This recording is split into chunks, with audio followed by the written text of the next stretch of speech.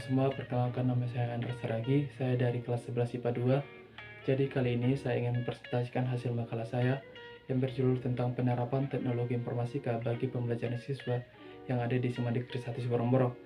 Tapi sebelumnya saya ingin berterima kasih kepada Ibu MT selaku guru pembimbing saya yang menyediakan waktunya untuk mendengarkan presentasi saya.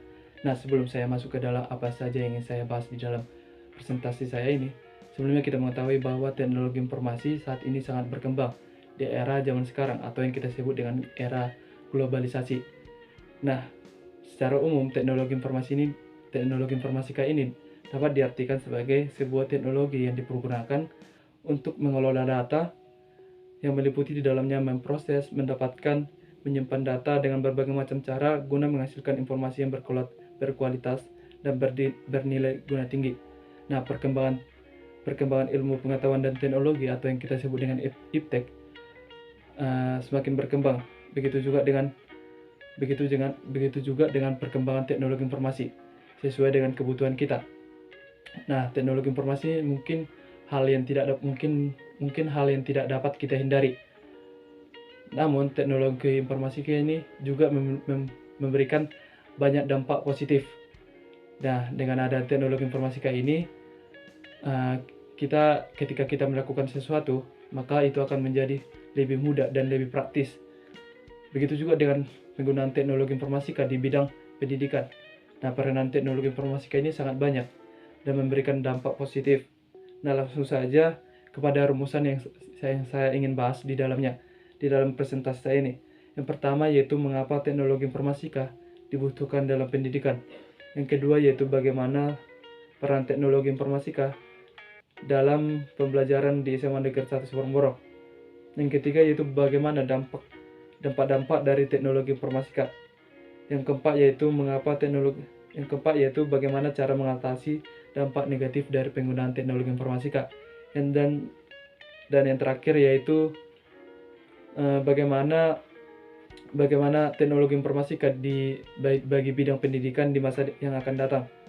Nah, langsung saja yang pertama yaitu teknologi informatika dibutuhkan dalam bidang pendidikan. Nah, banyak hal yang dapat dijadikan bahwa mengapa teknologi informatika ini dijadikan sebagai sangat dibutuhkan dalam bidang pendidikan. Yang pertama yaitu adanya perkembangan teknologi informatika menjadi jembatan ilmu. Nah, salah satu peran teknologi di sini yaitu di era globalisasi yaitu sebagai media informasi. Kita tahu bahwa contohnya itu internet. Nah, dengan adanya internet ini kita dapat mencari informasi dari segala belahan dunia dengan hanya mengakses internet, dan informasi itu dapat berkualitas tinggi. Dan yang kedua yaitu perkembangan teknologi informasi dapat dimanfaatkan dalam hal mengelola institusi pendidikan. Nah, peran yang dimaksud adalah memudahkan institusi pendidikan untuk menyediakan layanan untuk siswa seperti informasi tentang biaya pendidikan, kurikulum yang akan berlaku, pembimbing dan sebagainya, serta mengelola manajemen operasional dengan lebih efisien, efektif, dan lebih optimal. Yang ketiga yaitu adanya fakta bahwa siswa lebih termotivasi untuk belajar dengan menggunakan metode belajar yang menggunakan fasilitas multimedia daripada metode yang menggunakan media konvensional. Yang keempat yaitu dengan adanya perkembangan teknologi informasi, belajar menjadi lebih efisien. Nah, proses pembelajaran di sini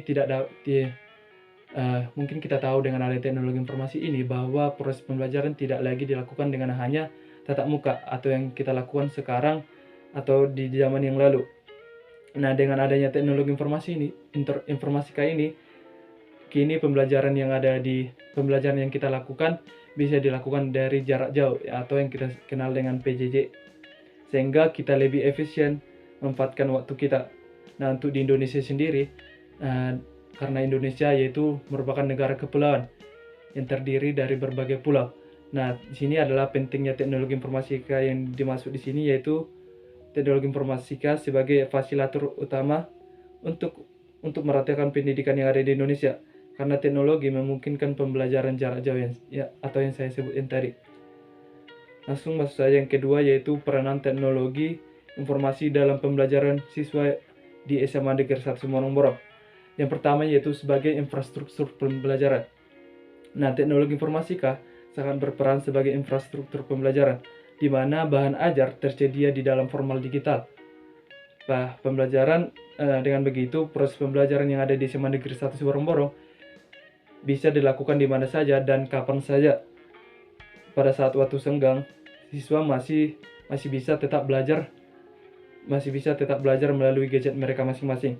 Yang kedua yaitu sebagai sumber bahan ajar. Nah, kini sumber bahan ajar siswa atau siswa-siswi yang ada di SMA Negeri 1 Sorong-Borong tidak hanya lagi didapatkan dari buku saja. Nah, kemungkinan besar siswa itu dapat dengan adanya teknologi informatika ini, siswa lebih bisa mengakses bahan ajar mereka dari internet.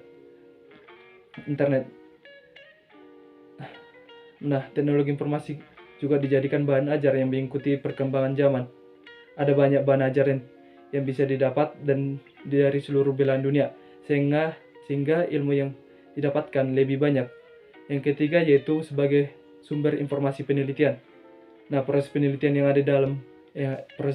yang di dalam pembelajaran yang ada di SMA Negeri 1 Sorong-Borong jadi lebih mudah dilakukan berkat adanya teknologi informasi. Sebagai sumber informasi, hal tersebut akan berguna untuk mencegah terjadinya penelitian yang serupa. Yang keempat yaitu sebagai media konsultasi. Internet saat ini banyak dimanfaatkan sebagai media berkonsultasi dengan pakar pembelajarannya masing-masing, seperti ada pakar matematika, fisika, biologi, dan pembelajaran yang lainnya. Dan mungkin pakar itu berada di tempat yang lain, yang jauh dari kita.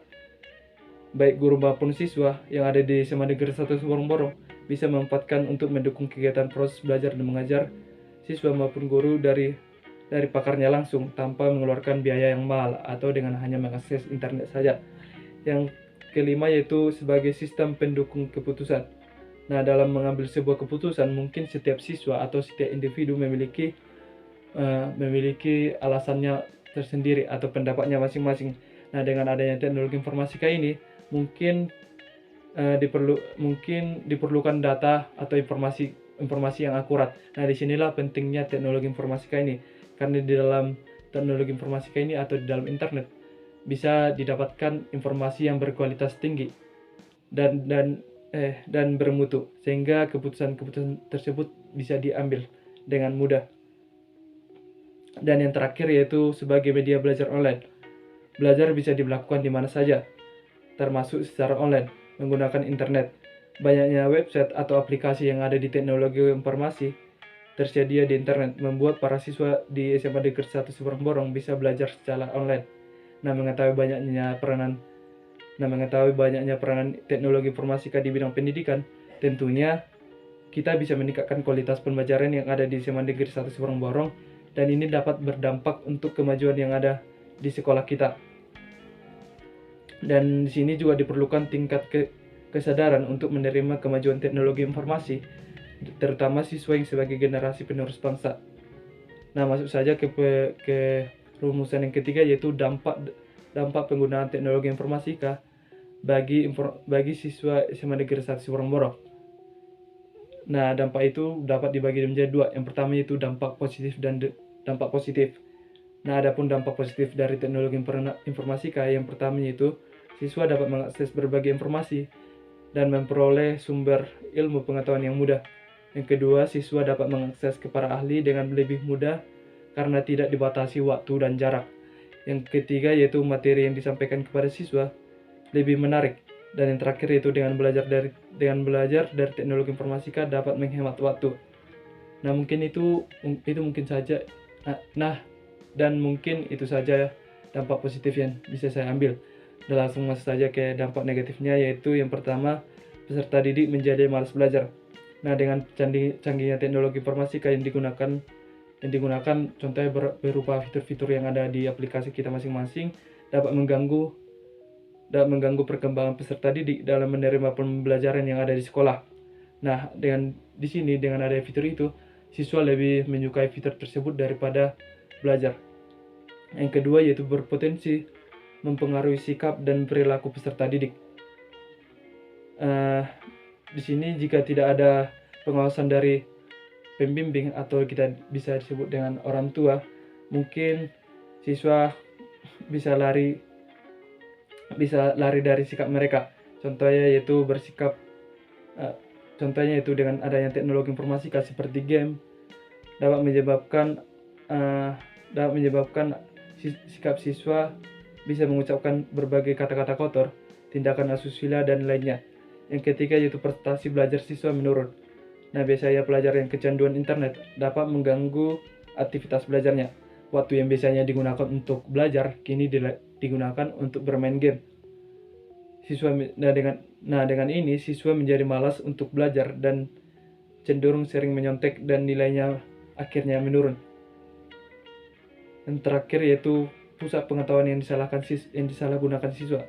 Nah, dengan munculnya media massa pada saat ini dapat menimbulkan adanya berbagai perilaku yang menyimpang. Nah, akhirnya semuanya akan dapat berpengaruh negatif terhadap hasil belajar siswa dan bahkan terjadi keturunan moral siswa SMA Negeri 1 Sorong-Borong. Dan yang terakhir yaitu siswa kehilangan kemampuan dalam berbaur dengan siswa lainnya.